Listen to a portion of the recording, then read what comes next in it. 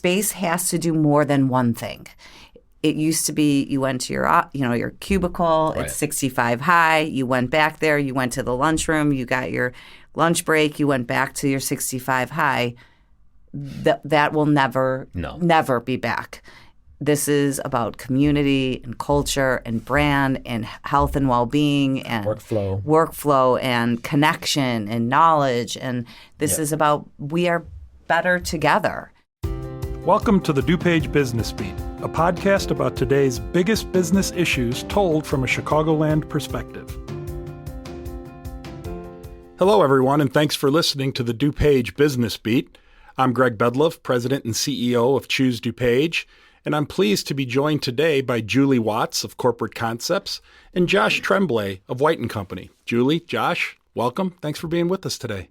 Thanks for having us. Thanks for having us. It is really great to have you here. On our last episode, we talked about some of the changes from an economic development perspective at a macro level with respect to office space and industrial and the new normal and hybrid work and remote work and are people coming back to work and when are they going to come back to work and all of those things. And I think we got some really good information from our friends at NAI Hiffman, Mark Moran and Jim Adler, about the changing economy and the changing ways that people are looking at the workplace. So I thought today it'd be a great segue to transition from kind of the exterior of the office world and the industrial world. And let's talk about the interior. And let's talk about employers. And let's talk about what employers are doing to be smarter about their spaces and what employees are looking for in ways to retain talent. And I know that's right up both of your alleys. I know that's what Wight & Company, and I know that's what Corporate Concept does for a living. So let's start with the obvious. And I guess maybe I'll start with you, Josh, if I may. We're out of COVID, we hope, right? It's been a long couple of years with respect to COVID. And now as we're seeing the light at the proverbial end of the tunnel, we need to look at office space and how COVID has changed the way that we look at office space. What have you guys seen at Wight, and what kind of impact did it have on the way we use office space? Yeah, I think part of it is this idea of perception too a little bit. I think COVID is somewhat behind us, but it's at the same time it's here to stay, right? It's not going to disappear 100%. And so I think in our process we think about that, and the big idea is to feel safe at work. This notion of you have a choice to maybe isolate yourself in a room if you want to, or you can, go and wash your hands more often, or there's more access to services like stations and different areas in the office where you could, wash your hands or change or put your coat somewhere. So there's some nuances that have changed a little bit in some of the way of how we plan spaces. But I would say as a firm, we've also looked at this as more of an integrated process for us. So we look at office space or office buildings or even other buildings from the inside out or the outside in. And so I think this has really pushed us to focus on that kind of integration and how do we look at our services in-house to really support some of those issues in our design, and especially when it's time to think about wellness. And I think that's your second question, but I won't go too far into that. Well, what about you guys at Corporate Concepts, Julie? And give us a little bit about what you do and how your perspective is with respect to COVID and the changing workplace. So we are an office furniture dealership, work with large, small, global, local organizations to create space in conjunction with folks like Josh to represent firms' culture and what they believe and their values. I do think that COVID, it just accelerated what was already happening. That's right. And we all see it's not about density anymore. It's not about dollar per square foot. And it's all now about performance of the space from lots of different ways of working. And I think that, if I look back at starting in the showrooms, I do feel that spaces are starting to even look more like showrooms. They have lots of ways of working, lots of different components from heads down work to ideation to socialization to culture driven to relationships. And now spaces are starting to embrace how does the furniture function and perform in the space to help people do their best work. And that's so interesting because, I remember back in the day, so to speak, it used to be 8 per 1,000. Yeah. And then people were trying to figure out how do we get 12 per 1,000 because we were trying to just get more and more people into a smaller and smaller space. And going back to kind of the outside of the building perspective from our previous podcast, what that meant for parking ratios in parking lots and what that meant for the number of bathrooms that you needed and whatnot. And to me anyway, it just seems like that has, to your points, kind of almost turned on a dime to where it's no longer about this kind of old school classroom approach from when we were kids and we had rows and columns and you were in row 2 and seat B, to now here's a space and how do we figure out how to get the most out of this space to make our employees the happiest? Yeah, and I would say also working with Julie and folks like you, Julie, I think we also look at this idea of flight for quality. We have clients who they'll go to quality versus quantity. And so instead of, like you said, pushing a lot of people in a smaller amount of square feet, it's more about doing the right thing. And so, of course, you want to feel safe when you arrive to work. You want to have the choice space that you need to do your job, but maybe it's no longer just your desk. It becomes other spaces in the office where you have choices where you can go to. So it's a bit more. It's about being a bit more smart about how to support how people work. It could be an enclosed space, open space. If you want to distance yourself from someone, you have the choice to do that. So it's adding a lot more smart. Is that being driven by employees, or are we seeing that as employers just kind of figure out how to maximize revenue? I think it's probably safe to say, we talk about this in DuPage County a lot, it's kind of really, it's a good news, bad news situation. Our unemployment rate in DuPage County is less than 3%. Right. To me means two things. It means that labor is really tight right now. So when you're looking for the right talent, it's going to be somewhat difficult to find that person. And it also means that, in my opinion, that person has a louder voice in the operation of the business than before because they simply have more choices. So are you seeing that the employees are saying, hey, if you want to attract me and retain me, there's sort of this race for amenities and race for things that we don't traditionally think about when we think about office? I mean, workers want it to be about them. It is about them and their performance and their community. And office is a hub in this ecosystem that has changed dramatically. The work from anywhere. You can work from anywhere, but the hub provides things like mentorship.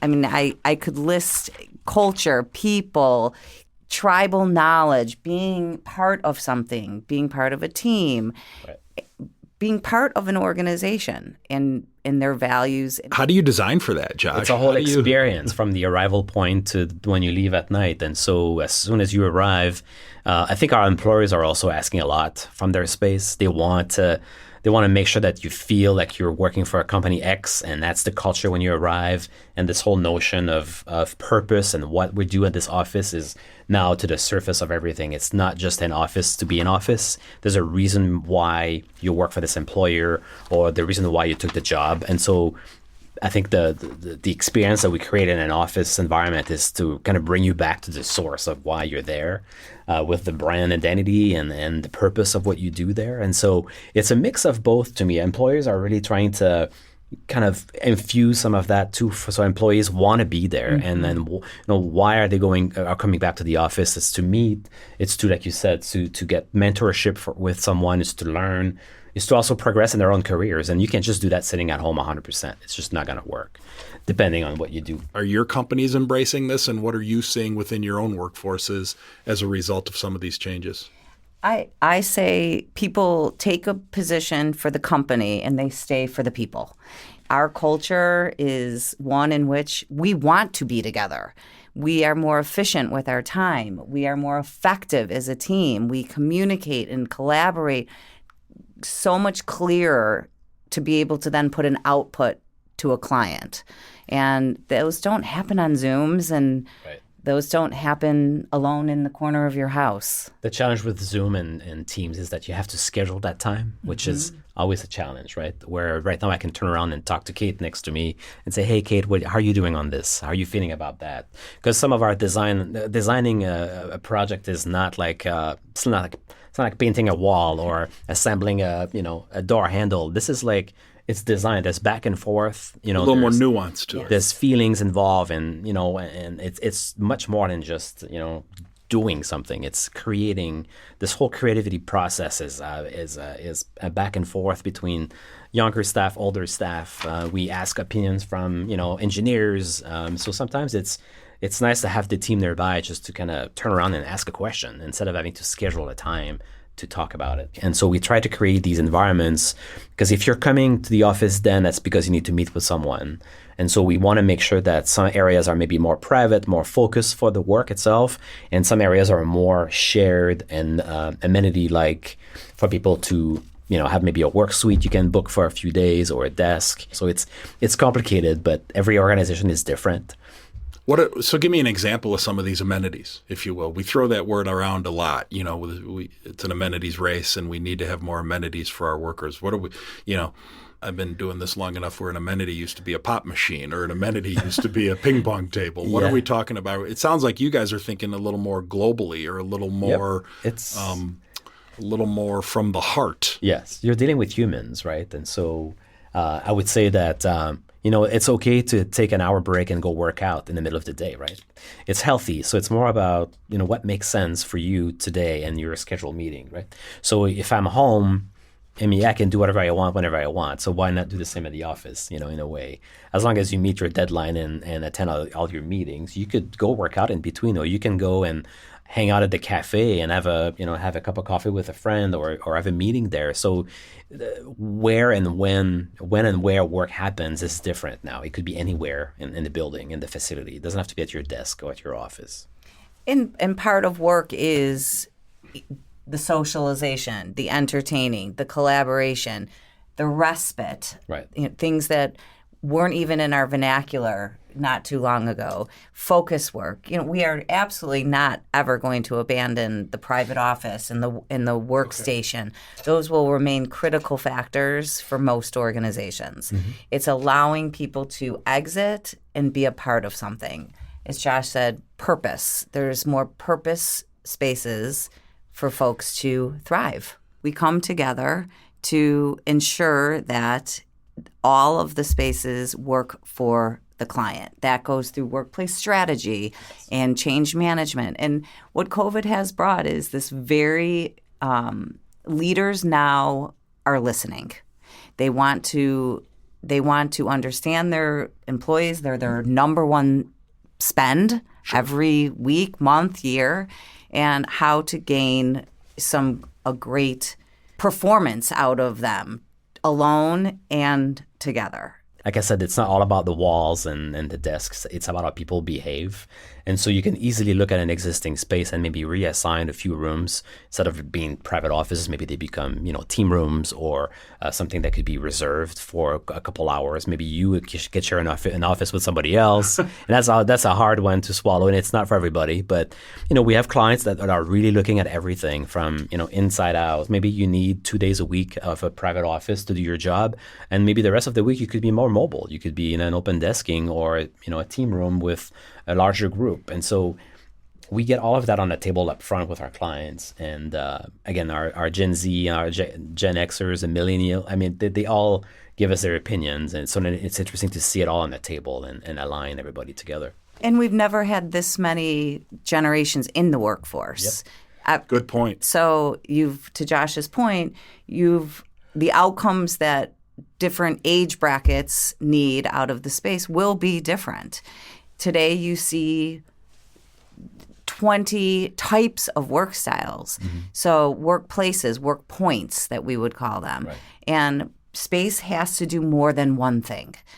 It used to be you went to your cubicle, right. It's 65 high, you went back there, you went to the lunchroom, you got your lunch break, you went back to your 65 high. That will never be back. This is about community and culture and brand and health and well-being and workflow and connection and knowledge. And this is about we are better together. So space needs to do more than one thing. Now there's 20 types of work styles, work points within smaller footprints. There's an old saying, less space, double the impact. So it's about performance of the space, performance of the facility, performance of the people, all being centered around what are the organizational outcomes that leadership is looking to get out of their space and their people. And we have clients that are pretty sophisticated that way. Not to name some names, but financial institution, global, you see the name every day. They know what their population is looking for. And so they have this system where you put in your FTE and it spits you how many spaces of each you need. But to your point, though, they have refined all those work points. So they know that if you're an accountant or if you're a marketing director, you need this, this, and that to do your job. And so they will provide a number of desks.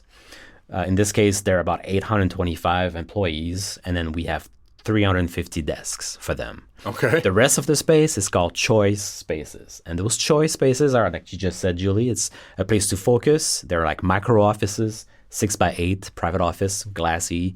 So in every meeting we do, we always have the options for a virtual connection for someone. And so we have to think about that in everything we do now these days. You have to have access to that all the time. But so these choice spaces are there to support how you work. Okay. If you need privacy, or if you need, if you want to go to a training session with someone, or if it's a one-on-one meeting for a manager. So again, they came up with this formula, if you will, that will support all of those types of workers. At Corporate Concepts, we are anchored with Miller Knoll is our business partner, and we rely on a lot of their research and data. They build furniture not to build furniture. They build furniture to solve for a client's needs. And they've coined a word, phygital. And it's always stuck. You now see it everywhere. It's where physical and digital need to come together with inclusiveness. So as Josh talks about, there's always somebody on a Zoom call, is making sure the technology is set up to be able to be inclusive of those who are on screen.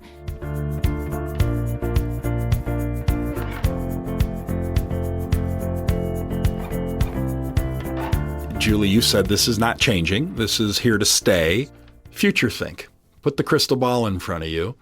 What are you starting to see is 3 years from now, what are we going to be looking at from again, with respect to that culture, with respect to that employee retention, and with respect to sound economic development growth? We need good, strong businesses to continue to flourish here in DuPage.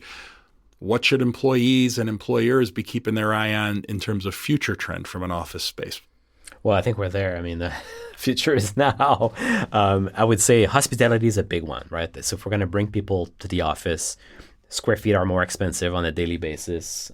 Or people want to, if you look at the notion of like the Fulton Market area, for example, which is very people-centric, you can go outside and it's like a whole lifestyle neighborhood, right? You don't just sit on, let's say, LaSalle Street with nothing around on the weekend. There's always activity outside.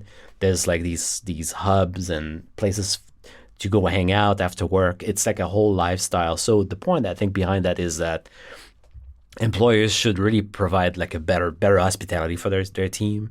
So again, this notion of the old break room is never going to come back. But that now the kitchen is more of an engaging space for clients, for employees. We have a great law firm downtown in Wacker that just did that, where the lounge is actually a place where different practices can meet. They can actually sell multiple services to the same client, even though that client is there for maybe one specific law, real service estate or something. Right, but maybe they can, meet in somebody else from another practice that can also help them. So that hospitality notion of like creating a collision space for people to meet is crazy strong. Location. It's hospitality. It's being able to go out and get your nails done, go to the dry cleaners, do things these are things that working people every day have to accomplish, not only for themselves, but their families. And well, that's interesting because, as I mentioned, our last podcast, we talked with kind of the real estate experts about from an exterior perspective and that live, work, play, and looking at the way municipalities do zoning and looking at the ability for somebody to locate a business next to a place where you can have this hospitality component kept coming through time and time and time again. It's absolutely fascinating. For me, and from an economic development perspective, to think about what an office space means from an employee attraction and retention perspective and how critical it can be to an organization's success or lack thereof. Mm-hmm. So that's it for today's show. I'd like to give a special thanks to Julie Watts from Corporate Concepts and Josh Tremblay from Wight & Company for joining me today. If you want to learn more about today's topic and all things affecting DuPage County businesses, please follow Choose DuPage on social media. You can also hear past episodes and gain access to helpful resources to learn more about our organization at choosedupage.com. Thanks again, Josh. Thanks again, Julie. And thank you, everyone, for tuning in.